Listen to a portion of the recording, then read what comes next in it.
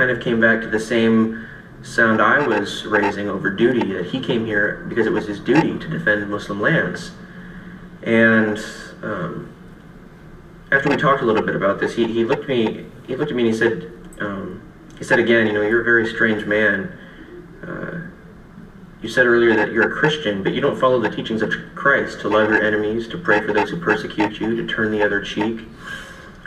And I thought, well, this is kind of an ironic moment, Joshua. Here you are sitting across the table from a declared jihadist, and he's giving you a lesson on the Sermon on the Mount. Now, I didn't really take his personal challenge all that incredibly seriously, because previously in the conversation he had told me that he would perhaps kill me if he had the chance. But all of this was an exterior that he put on. If I can elaborate on that, this was a 22-year-old kid from Saudi Arabia who had never fired a gun in his life. He'd been picked up by the coalition 2 weeks after he entered Iraq. And at the time, I was a 24-year-old kid from Iowa. I'd never had to fire a weapon in combat. You know, I'd learned how to fire my weapon plenty, but he and I were both idealistic kids, devoted to our people, devoted to our religions, and willing to kill and to sacrifice on this occasion. And yet he was the person who told me to follow the teachings of Jesus. He was the one who told me I had to follow the teachings of the Sermon on the Mount, and I didn't tell him that. And after he told me that I wasn't following the teachings of Jesus, I was completely silent. And I finally said, you know, I think actually you're right. There's something wrong here. Because wouldn't it be great if 10 years from now I'm not a soldier and you're not in prison, and we took a separate path together, both you and I. You know, you live in a system that tells you you're justified to kill me. I live in a system that tells me I'm justified to kill you. What if we were both to put down those weapons and to find a different path? And I realized at that point I had lost my objectivity as an interrogator, and I wasn't doing my job. The textbook definition of interrogation is to exploit the greatest amount of intelligence in the least amount of time. Certainly, I wasn't doing that any longer in the interrogation. And I realized that what I wanted to do is I wanted to talk to him about the cycle of vengeance. I wanted to talk to him about religion and what in the world how it was that a brown-eyed, brown-headed Saudi Arabian kid was sitting next to a blonde-headed, blue-eyed Christian kid from Iowa, and we were talking about Islam, Christianity, Jesus, and the cycle of vengeance. And but it was my duty to exploit him of his information. So I stopped the interrogation, and I went to my chain of command, and I said, I've lost my objectivity as an interrogator. If you want information from this guy, you're going to have to send somebody else in, because if I go back in that room, I'm going to see a 22-year-old kid who's looking for answers. And I didn't say this, but this was essentially what I meant. I'm a 24-year-old kid looking for answers, and I don't care to exploit him of his information. I want to talk to him man to man. I want to talk to him about the things that matter to him and to me. And that eventually crystallized for me the fact that I had to take off the uniform. I had to choose a different path. That I was submitting myself to a system that said, what's important is not who you are, but what you do. You need to do these things. But my identity as a Christian said that my value comes in my identification with Christ and my willingness to do things like lead by example. In that situation with the Saudi Arabian, I was supposed to have the answers. I was supposed to have the answers for him, and supposed to be able to say, I've taken a different path, and I'm living proof. But I couldn't have done those things because I was fulfilling a duty that that gave me a different identity. And so I ended up applying for conscientious objection. When we came back to the States, I officially submitted my application, and I was discharged about 3 months later.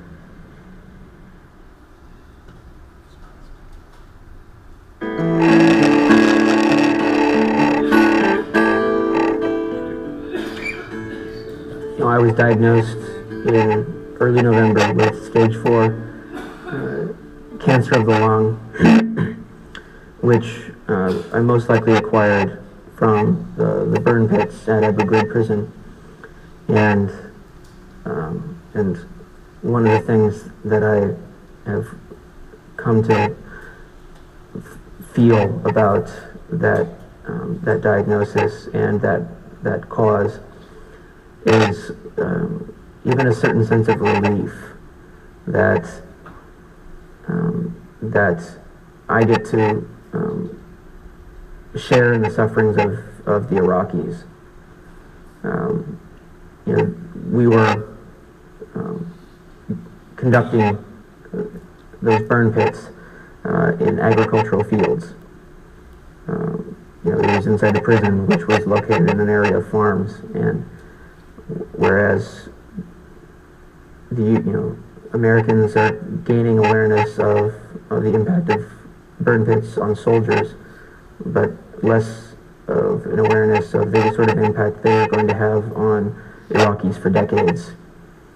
And I hope that once I receive recognition from the government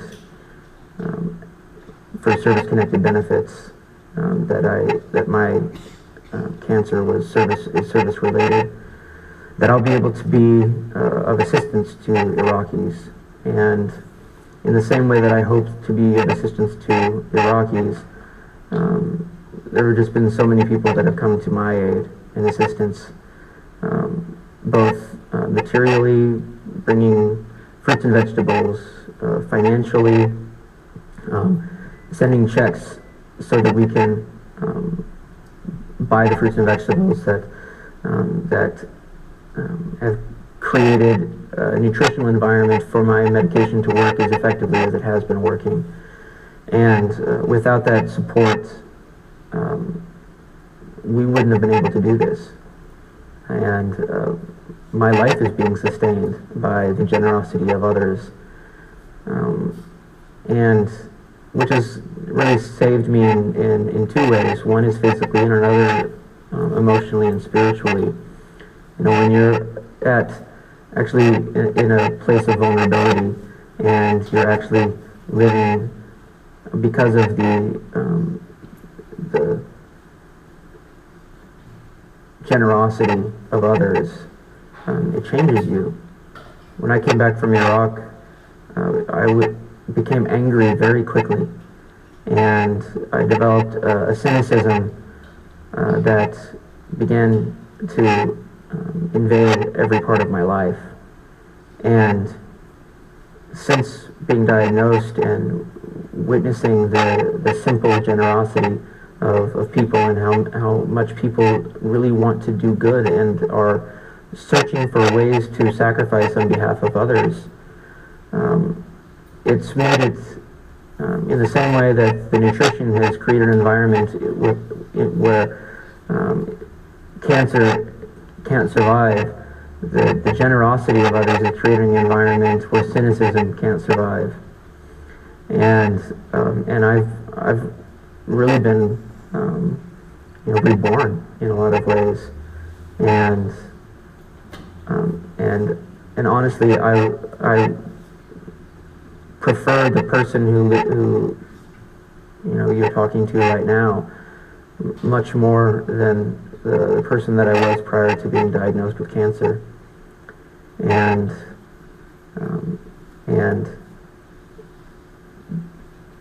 if that's not a way of saying thank you, I don't know really what is, because it's been the love that I've been a witness to and the recipient of that has achieved this. So, thank you.